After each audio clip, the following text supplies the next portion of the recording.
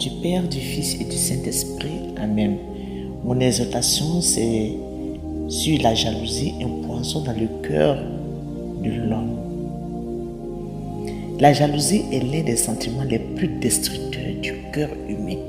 Elle peut détruire les relations, les familles, les sociétés, les communautés.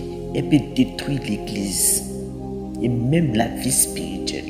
La Bible nous avait dit que la jalousie est la carie des eaux. Proverbe chapitre 14, verset 30. Cela signifie que la jalousie consume intérieurement celui qui la porte avant même d'atteindre les autres. Qu'est-ce que la jalousie? Oui, la jalousie naît quand une personne ne supporte pas le bien, la réussite ou la grâce que Dieu donne à quelqu'un d'autre. Elle produit quoi? La comparaison, l'amertume, la rivalité, la médisance, la haine cachée. L'apôtre Jacques dit, là où il y a la jalousie et rivalité, il y a du désordre et toutes sortes de mauvaises actions. Jacques chapitre 4, verset 16. Les racines de la jalousie. La jalousie vient souvent de plusieurs blessures intérieures. Le manque de reconnaissance. Quand une personne ne connaît pas sa valeur devant Dieu, elle se compare aux autres. L'orgueil pousse à vouloir être toujours au-dessus des autres.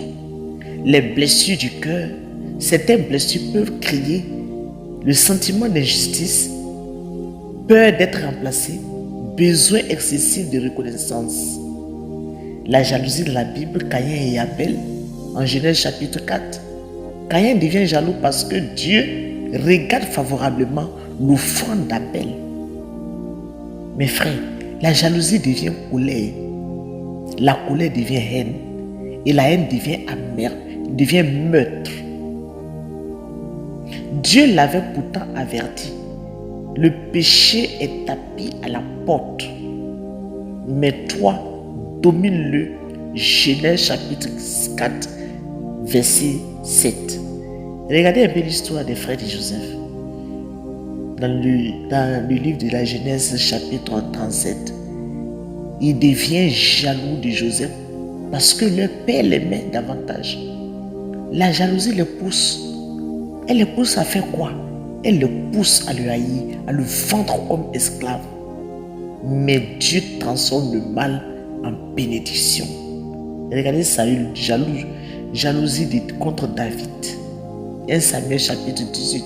Quand le peuple chante, Saül a tué 1000 et David 10 000. Saül devient jaloux. Il commence à vouloir tuer David. La jalousie peut détruire et la jalousie peut conduire à la persécution des innocents. La jalousie peut aussi entrer dans l'église. La jalousie peut apparaître dans l'église. Jalousie des charismes, jalousie des responsabilités, jalousie des dons spirituels. L'apôtre Paul corrige l'église de Corinthe.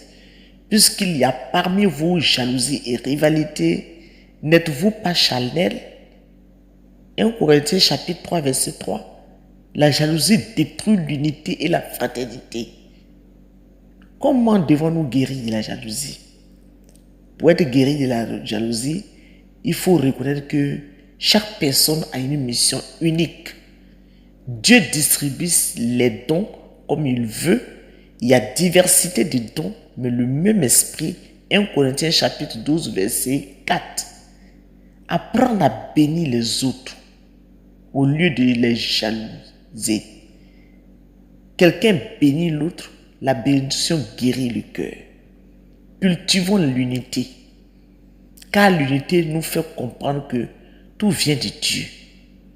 Demandons à Dieu de purifier notre cœur. Le psaume nous dit, crée en moi un cœur pur, ô mon Dieu. Le psaume 51.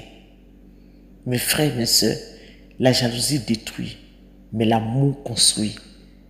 L'apôtre Paul nous rappelle que l'amour n'est pas jaloux.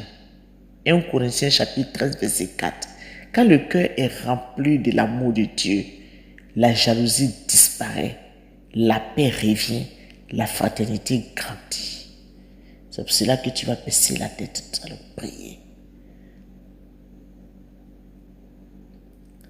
Seigneur Dieu Tout-Puissant, Père, Fils et Esprit Saint, nous tenons devant vous dans la puissance du sang de Jésus.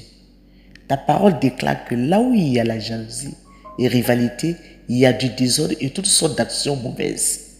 Mais aujourd'hui, au nom de Jésus, nous prenons autorité sur tout esprit de jalousie. Nous renversons et nous détruisons tout esprit de jalousie, tout esprit de rivalité, tout esprit de comparaison, tout esprit de haine cachée, tout regard mauvais envoyé contre notre vie, nos familles, notre mission et notre société. Tout ce qui a été fait par jalousie contre nous, en parole, en pensée, en action ou en sorcellerie, soit maintenant brisé, annulé par le sang de Jésus. Le sang de Jésus purifie, nous protège, nous défend. Et nous proclamons aujourd'hui que toute flèche de jalousie retourne à la croix du Christ. Toute malédiction prononcée par jalousie est détruite.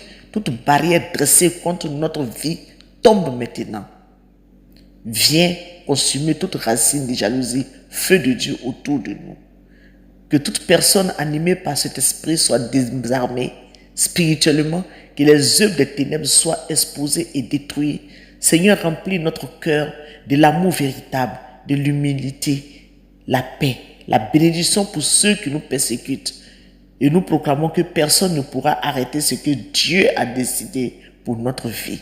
Car il est écrit, si Dieu est pour nous, qui sera contre nous?